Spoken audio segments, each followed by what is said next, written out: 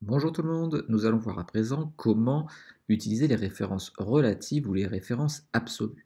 Alors, vous savez peut-être pas exactement ce que c'est, on va essayer d'expliquer cela dans le détail maintenant. Alors, regardons ici, nous avons une liste de produits A, B, C avec des quantités achetées et des prix unitaires. Nous avions déjà pris cette vidéo, cet exemple il y a quelques vidéos. Alors, si je me mets sur le montant, que je regarde la formule, eh bien, on voit que le montant, c'est K5 fois L5, c'est-à-dire 10 articles à 8 euros, ça fait 80 euros. Si je tire ma poignée de recopie vers le bas, eh bien, on s'aperçoit qu'on n'a pas 80 qui est recopié, mais 300 et 525. Alors, pourquoi? Si je me mets sur 80, nous avions K5 fois L5. En dessous, il a adapté ma formule, comme le résultat apparaît une ligne au-dessous, eh bien il a pris les valeurs qui sont une ligne au-dessous. Donc il a fait K6 fois L6. Lorsque l'on veut que les formules s'adaptent, lorsque l'on tire la poignée de recopie, eh bien on utilisera ce qu'on appelle des références relatives. C'est-à-dire que quand on tire la poignée de recopie, si on descend, eh bien les lignes augmentent. Si on tire vers la droite, les lettres vont augmenter également. Mais que se passe-t-il si pour une raison X ou Y, je mets le taux de TVA dans une cellule? Par exemple en M2, je vais écrire taux de TVA. Et juste à côté, je vais mettre 20%. Ma formule de calcul du montant de TVA, c'est égal M5 multiplié par N2. 80 fois 20%, ça donne 16 euros. Cela convient parfaitement, mais si je tire la poignée de recopie, eh bien, plus rien ne va. Parce qu'en fait, nous sommes avec des références relatives. Il a fait M5 fois N2. En tirant vers le bas, il fait M6 fois N3. Donc M6, c'est 300, multiplié par rien, ça fait 0. 300 fois 0, ça fait rien du tout, ça fait 0.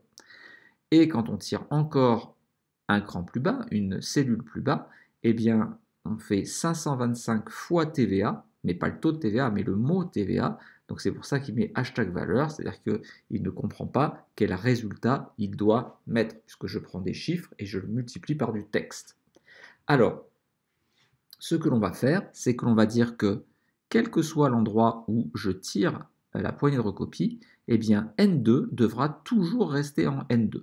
Donc pour cela, il ne faut pas utiliser une référence relative comme N2, mais il faudra utiliser une référence absolue.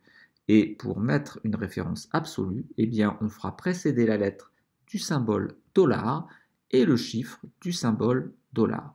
Donc $N, $2 permet d'indiquer que N2 ne doit pas bouger.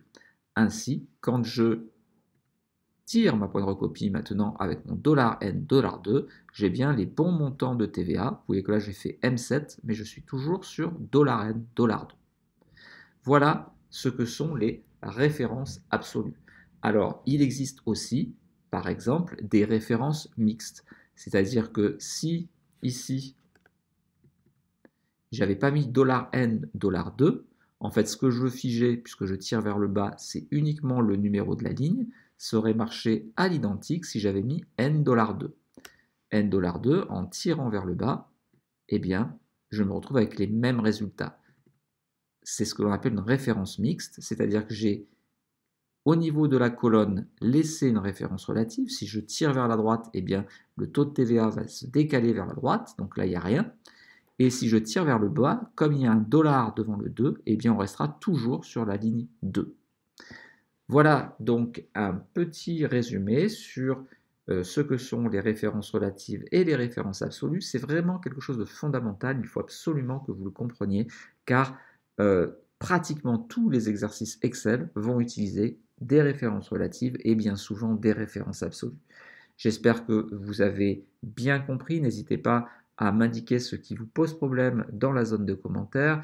Vous pouvez aussi compléter ce que j'ai dit dans la zone de commentaires. Bien entendu, si vous avez apprécié la vidéo, pensez à la liker. C'est toujours agréable de voir qu'une vidéo porte. Pensez également à vous abonner à la chaîne si vous ne l'avez pas encore fait. Et j'espère vous revoir très bientôt dans une future vidéo. À très bientôt.